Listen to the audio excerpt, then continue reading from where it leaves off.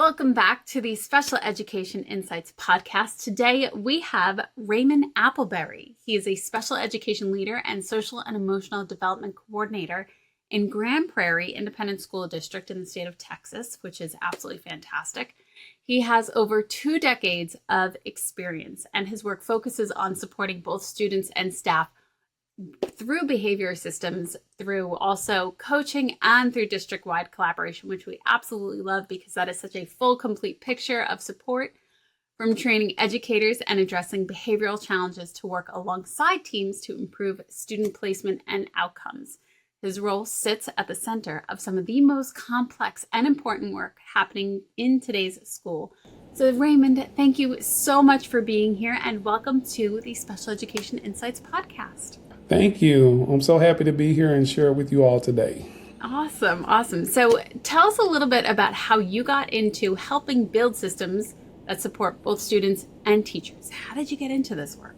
I think it started back in college, where I was an athlete at, and soon after I finished playing sports, basketball to be specific, I started working at the YMCA.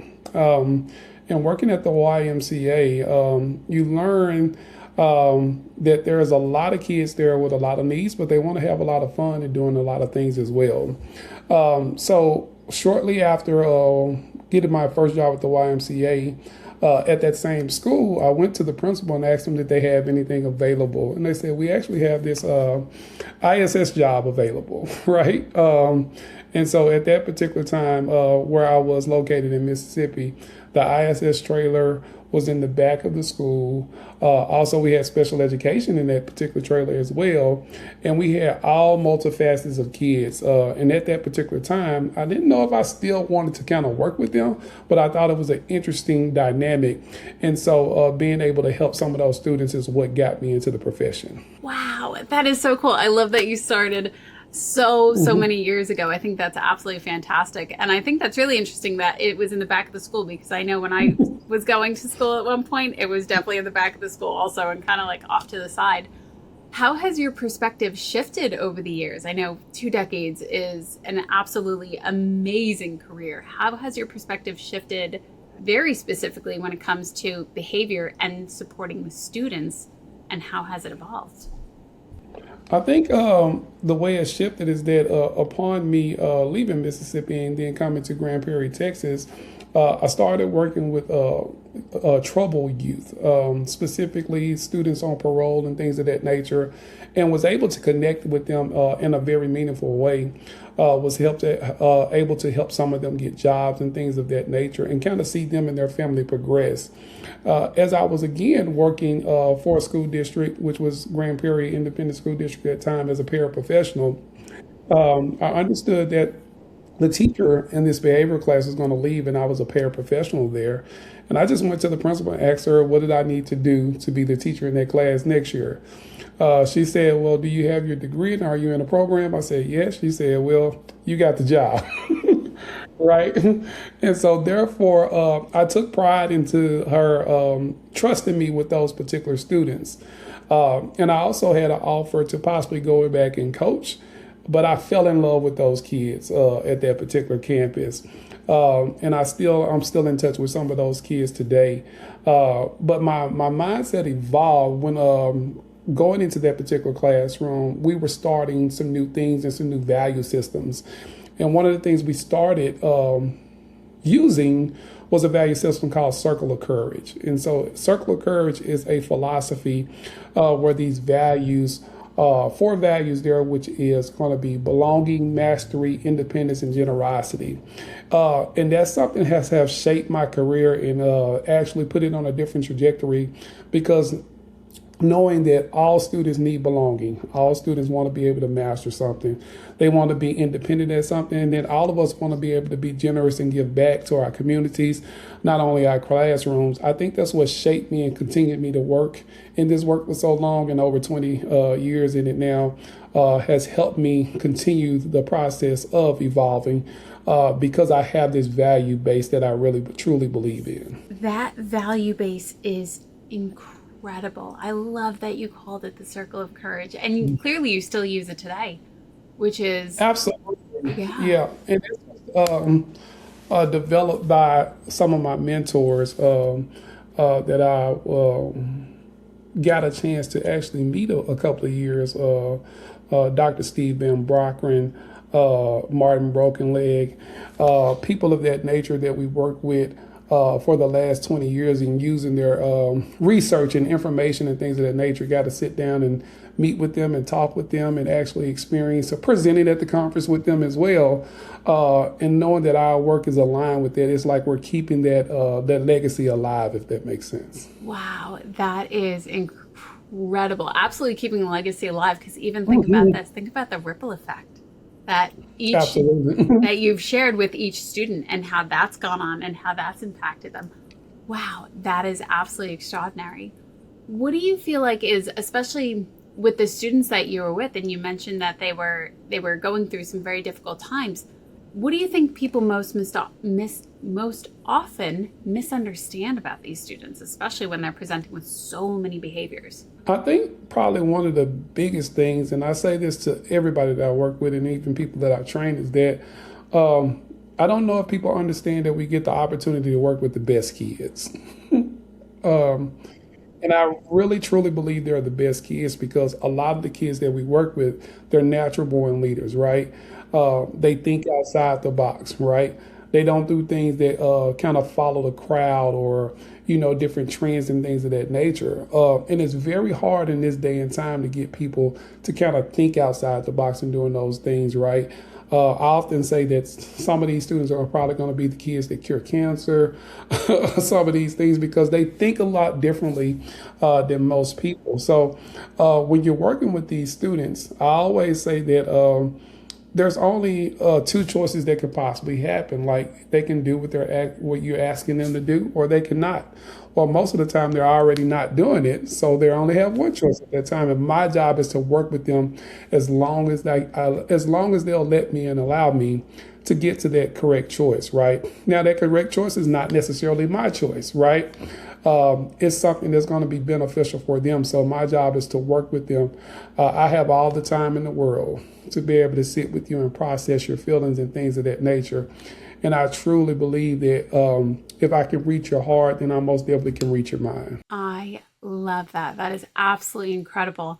And I know you support a lot of teachers through this as well. So you're not just supporting the students. And I love that you have both of those skill sets, and you can absolutely tell immediately just starting to talk with you that you have the skill set with the students and with the teachers, with the adults.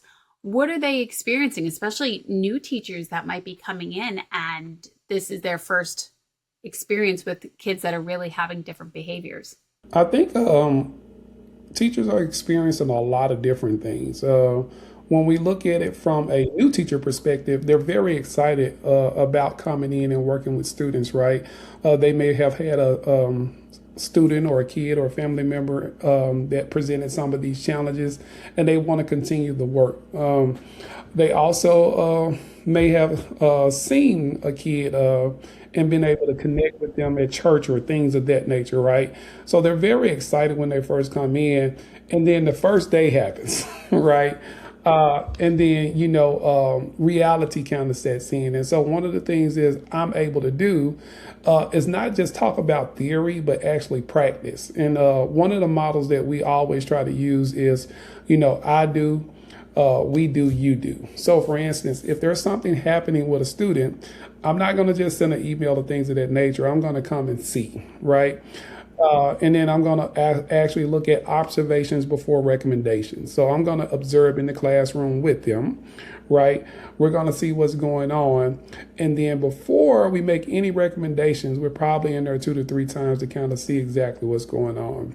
After that, I'm going to sit down with that teacher and we're just going to talk through, kind of like what we're doing today, just kind of talk through what's going on, what they're seeing and things of that nature.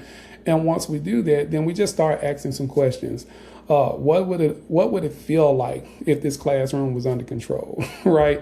So I'm really digging at those values and things of that nature, trying to see where they're actually at. And once we establish that, then we establish a goal, and then we just accomplish that goal, right? And typically when you set goals with people and you accomplish them with them, the sky is the limit, and they're able to grow, and then they're able to trust your leadership because you're actually walking with them. Very much so. I love that. It's not just talk the talk, it's walk the walk. And especially, Absolutely. I'm loving these golden nuggets. I am taking notes over here. Observations before recommendations. Absolutely. I know you mentioned the circle of courage, and I know there's also another piece in here, the pro-social classroom model. What does that look like? Well, the pro-social classroom model is really a model that we look at from the standpoint of teacher well-being, right? So we have a lot of different things that we talk about in education. We're always talking about instruction, which most definitely is the top thing. But very rarely do we see that where it actually hits on how our students actually feel and our teachers actually feel. And so the post-social classroom model is the combination of having the teacher and the student come together, and we're working in a pro-social way that's going to actually be beneficial not only for the students but for the teachers, right? So when you're looking at like mental health or you're looking at mindfulness type things, right, we want to make sure that we're not only just embedding them into our daily instruction, but actually having them integral pieces. So like one campus that I work with, they have like one time a month where all the teachers get to get out early, right, on Wednesdays, right? And they have the parents come pick them up and things of that nature. And it's for a mental health day for the teachers. So they're able to like go do appointments, like doctor's appointments and things of that nature. You'd be surprised at how far that goes with the staff.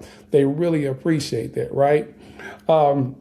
Or you may have some different things of that nature that teachers are able to come in and talk to you on certain times, right? And it's not talking about anything to do with instruction and things of that nature, but they're able to come in and tell you exactly how they feel about this and maybe why some things are happening the way they're happening.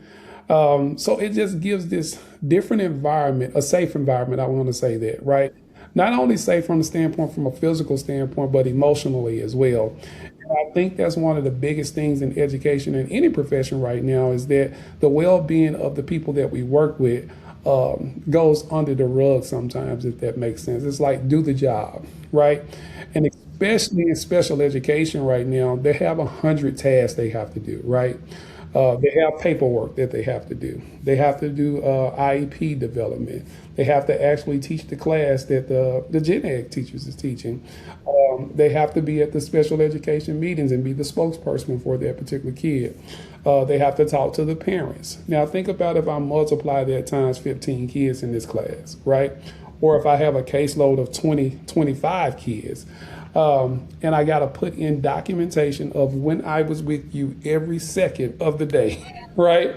The well-being of our teachers is solely surely misunderrepresented in the fashion of the teaching profession. And so one of the things I want to do is I combine the circle of courage with the pro-social contract and come up with this model called the collective facilitator approach, where we're making sure that all teachers have those 4 values, but also we're making sure that we're embedding the social and emotional aspects and hitting on things like the mindfulness, making sure that they have a place to have some autonomy as well in their lessons, right? They're able to plan some of those things, but also including the student in on that. What do you think? What would you like to see in this lesson? And then they can kind of work together. And so that's where that collective facilitator approach comes in, where they're actually being collective in their, not only in the classroom, but also in the way that they're actually receiving instruction, but also how they're actually making connections with their colleagues and things of that nature as well. This is just absolutely stunning, and I love it. And what comes across immediately is you see the person before you see what they're there to do, whether it is to be a student or it is to be a teacher. You see the person first. And I think that is absolutely incredible and so, so important. And I love that, again, not just talking the talk, you walk the walk. One other piece I'll just add right quick when you say seeing the person. One of the things that I always think about when it comes to education is it makes me think of the old real estate adage when you're talking about location, right? So in real estate, everybody talks about location, right? That's the prime thing we're talking about that. Well, in education, it's relationship. times, right? Right. Yep. And in education, it's relationships, relationships, relationships. If you don't have those relationships, you're not going to be able to make any connections. Yeah, absolutely. I love that you pointed that out. That's really, it feels almost like a guiding light for you. The relationship Absolutely. first and then, goals and IEP things, of which how do you go about tracking that, especially because with this beautiful collective model, do you find that you have to separate them, or are you able to combine them, I guess for lack of a better word, noticing it on paper? Yeah, yeah. I think very good question there. That's probably one of the biggest pieces when you're talking about education in the entire aspect right now. Um, are we able to talk about these things? Yes. Are we able to do some of these things? But what proof do you have of that, right? And that tracking piece or that progress monitoring that you talk about is very big. There's several ways that you can track progress, but one of the most simple ways that we do this is we just simply we have a sheet that we actually have the circle of courage information on it, right? So it's everything is always connected. And then we track the information that the student or the teacher is doing. So we have a tracker not only for the student, but for the teacher as well. So when we're coming in and doing observations and things of that nature, we can provide them with some information on how they're doing in class. And then they can take that information back to their principals or to their colleagues and themselves. And then they can actually collaborate on it and see what pieces they can pull out. So one of the things is that we want to make that as simple as possible. So I'll give you an example, like if we're tracking student information, we're only going to use things like zeros, ones, and twos, so we can actually track that pretty quickly. But then we have anecdotal information on the back that you can kind of connect with that. And so you're getting the best of both worlds. You're getting that quantitative and that qualitative information, putting those things together, and then you're really making database decisions. That's amazing. Oh my gosh, I love that because and the independent school district that you're in, I've worked in much larger areas, so even statewide schools or where there's a kind of more of a mainstream. Do you find that because it's an independent school district, you get the space to acknowledge this and to spend time with this and to really help people become trauma informed and restorative and educated in this arena? Well, I think the independent school district piece may be thought of a little bit different in different arenas. But pretty much every school in Texas is an independent school district, pretty much, right? So it's just like any other urban school district or things of that nature. So when I lived in Memphis, I attended Memphis Shelby County School District, if that makes sense, right? So it's pretty much that. And so our district has about 30,000 kiddos. We have about somewhere around 2 to 3,000 special education kiddos, right? So when you're talking about scale, it's not in some districts, but of course it's right in that middle range. And so what we have gotten a chance to do is we've been so privileged, especially when I was in the classroom, and still even to this day, we have other districts larger than us come in and observe some of the things that we're doing in classrooms, looking at our practices, looking at our systems, and so to speak, taking those things back to their district, right?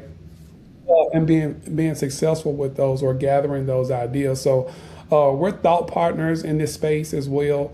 We're leaders in this space where we're actually not trying to hold all the information to ourselves. We want to get that information out to everybody because we truly believe that we can impact all kids and all teachers, but we can't do it ourselves, right? So therefore, we want to share all of this information with the world, so to speak, and hopefully we can impact them in that way. That's amazing. I think the word very specifically independent school district had thrown my brain off to think that it might have been a smaller school district. That is not a small school district by any means. Wow, that's amazing. And do you Yes. find, especially when you, and in all the tracking that you do, I know you mentioned you speak at conferences, right? So you're going out and you're sharing how you're approaching things in your school district? Yes, yes. That's actually one of my joys. And when we speak at conferences, it's a little bit different. It's not necessarily just a sit and get. We truly use a interactive, experimental activity type style, learning style, right? So the moment that you come in, you're going to have some questions that you're going to have to engage in and go and talk to somebody else and things of that nature. But in our presenting in different districts, and myself particularly, we have done things like presented at the state conference here. We presented at the national conference as well.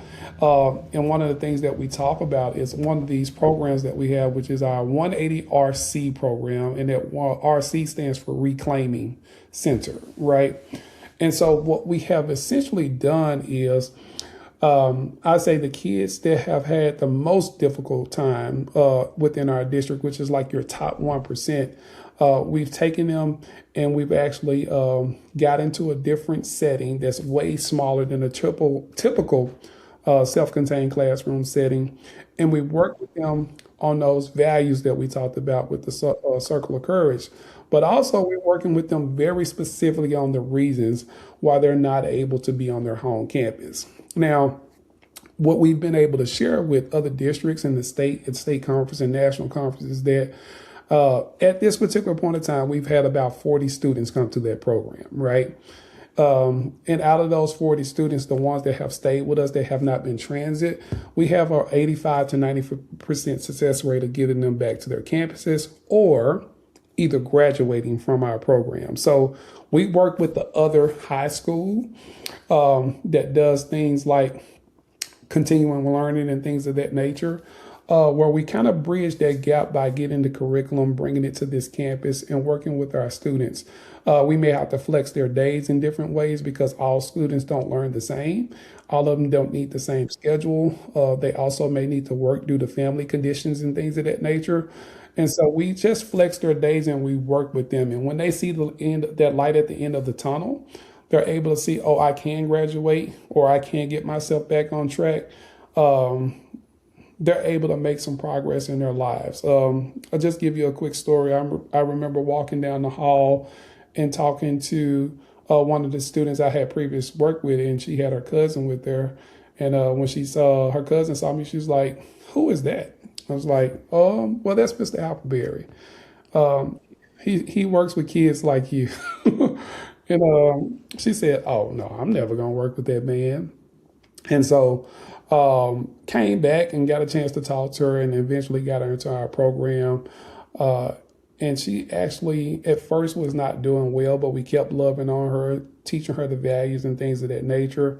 And she ended up graduating within 2 years. After that, she was not a kid that would get up on stage and talk about anything. She got up on the stage and then she actually thanked me for actually meeting me that day. And so it was so heartwarming to know that I had been, someone in her life that actually connected with her in a way that helped her through her educational process. But not only that, now she's advocating for other students to come to the program. So that is amazing. Oh my gosh, I love that story. And the fact that I feel like, especially after 2 decades, you probably have a full collection of which, by the way, quick side note, I'm very much looking forward to the book that you're going to write about being the educator that you are, because it's going to be amazing. But yeah, I have no doubt that you've collected so many stories like that, and that's absolutely incredible. Do you also find, especially with where AI is and technology is, do you find that it's lightening the load for the teachers so they get to also experience the things that you're experiencing? I know, like back in the day, I used to write so much with IEPs and documentation and stuff like that. So how has that evolved for you and your teachers over their careers? I think that AI plays a very pivotal role in what teaching is going to look like, not only now, but in the future. I also think that we have to be responsible with it as well. When we're talking about writing those IEPs and things of that nature, I'm sure the audience understand this, but I'm going to say this. IEP stands for Individual Education Plan, right? That doesn't mean that we copy and paste things of that nature from other people's plan. We have to be very strategic and thoughtful and cognizant of the information that we're putting in those IEPs, right? So not that we cannot use AI, but we need to be very responsible when using it. Now, it does help lighten the load because it can give us ideas. And once we put that information in, it may have think of something that we may not have been thinking about. But ensuring that we're going back and we're doing our due diligence by making sure that we're going over that paperwork, but also going back to the FIE as well, right? Looking at the things that's in the FIE and connecting that to those IEPs to ensure that there's a seamless process when we're talking about looking at developing a schedule of services or developing that SDI, that specially designed instruction for our students. And so making sure that the FIE is what we start with. We bring it to our class and goals, right? Then we take it to our any accommodations and things of that nature. And then we actually devise some time for those kids to actually have. And so in doing that, I think it's always going to be an art for actually knowing how to do that process. But then if you know how to do that and you stack that on top of the AI, I think you're going to blow it out the park. Yeah, definitely. And I often tell people it's a tool. Just like we would Yes. build a house, we wouldn't just use a saw or use a hammer. We would use a variety of tools. So that's how I like to think of it. Do you find also, especially with how technology has evolved, your ability to communicate with families has increased, or has it decreased, or has it kind of remained status quo? Because sometimes people are like, oh, send me an email first, a phone call, and a phone call is completely different. Well, I think that because even though my district is a pretty big, one of the things that I've been always able to do is connect with families. And I really like having a personal touch. Not that we don't use emails and communications like Remind and things of that nature, but I do think it's made it easier for some people. But by making it easier for some people, I think in some ways it has have us disconnected, if that makes sense, right? And so one of the things that I'm always going to do if I'm involved in a situation or a case with a parent, I'm going to contact them personally, right? And they can let me know their preferred method after that. So if it's more of email, things of that nature, then I most definitely can do that. But I'm also going to give them my card and let them know they can reach out to me, right? In education, you get calls, at 9 o'clock, 10 o'clock at night, depending on, what the students are going through and what the family is going through. And sometimes you answer those and sometimes you don't. But when you have a connection with people, a lot of the times you end up answering those and you're talking them through processes and things of that nature. And so a lot of parents feel like they can call me at any time, right? And they become a part of your family. My wife and my kids might not like it so much sometimes, but my son tells me every time I go somewhere, like, everybody, because my job is to help people. And when you're helping people, people are tend to reach out to you, right? And so therefore, I think with the advent of AI, it's most definitely a tool, as you talked about a little bit earlier, that we can use that can make our life easier when it comes to contacting and getting information out to parents and things of that nature. But the other tool that I like to use is that personal touch as well. Definitely, definitely. I feel like, at least in my head, whatever holiday you celebrate, in my head, you have like the longest Thanksgiving table right now that so many people come to, because you connect so well with people and they clearly know that you are trustworthy and that they can come to you with difficulties. And when you were talking about relationships earlier, I think a lot of people, especially in mainstream, when we talk about a safe place, what we're talking about is a non-judgmental place where Absolutely. they can express themselves without feeling like they're going to be shamed, guilted, or manipulated in any way, shape, or form. And you get that immediately talking to you. You just are able to instinctually know it. And that is a beautiful skill, of which one I have no doubt has been cultivated over many conversations in your life. And you just present beautifully with that. And then one of the other questions, I know we're closing out our time here. What are maybe one thing or some things you wish schools would really understand about how you approach your students and your teachers, that you wish they could just pick this up and go with it? If it was one thing that I can get any school district to do, I talked about it a little bit earlier, which is our circle of courage, but it's something that we do within it. So I'll tell you, as I said a little bit earlier, I try not to do anything for no reason, right? And I try to make connections across everything that we do. And so when we first started using the Circle of Courage value system, we want to also kind of put that in an outward expression as well. So one of the first things that we do anytime that we come into a classroom, before we start anything, we sit in a circle, right? And in this circle, we talk about a couple of different things. The first thing we want to know is we talk about who we are. So we'll say our names and things of that nature, the group that we're part of, because every one of these classrooms has a group name because we kind of find it more fulfilling when you're a part of something, right? And so everybody in that classroom gets to name the group name. And we talk about something positive and a goal that we want to accomplish that day, right? Now, why is that important? Well, it gives us some things like being able to speak in front of the people and things of that nature as well. But it also gives everybody an alert how everybody is feeling that day, right? So if I come in, I'm typically upbeat and things of that nature, and I come in and I'm in group, oh, my name is Raymond. I'm a part of the motivators. My positive is I'm here today and I don't have a goal. Well, everybody in that room knows we need to check on Raymond when we finish this group, right? But let's say if I'm a kid that's usually not like that and I'm hyper today, well, we get a chance to check in, right?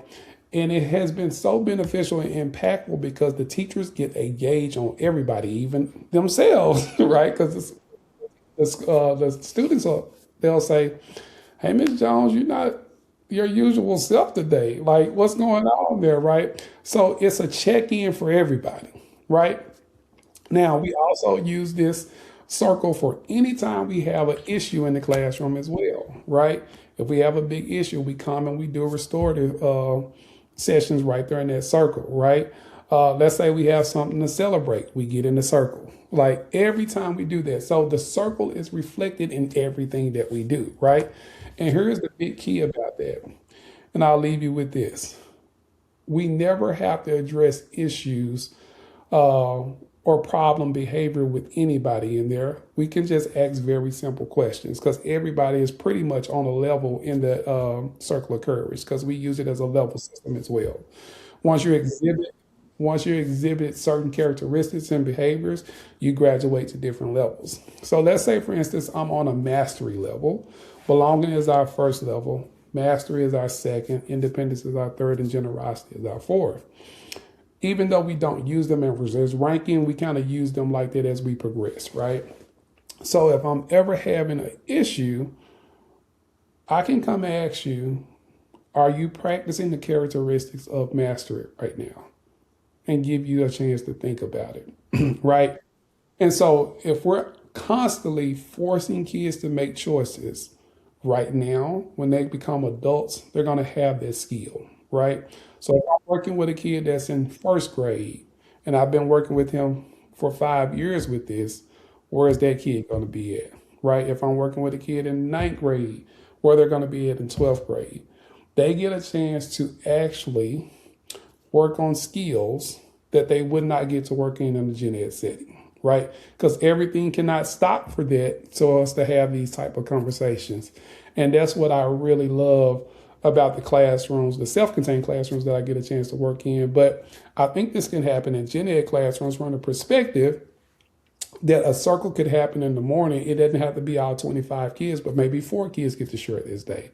And then on Tuesday, another 4 kids get to share that day, right? And then as you keep doing that, the integration of family actually starts to happen. This bond actually starts to happen, right?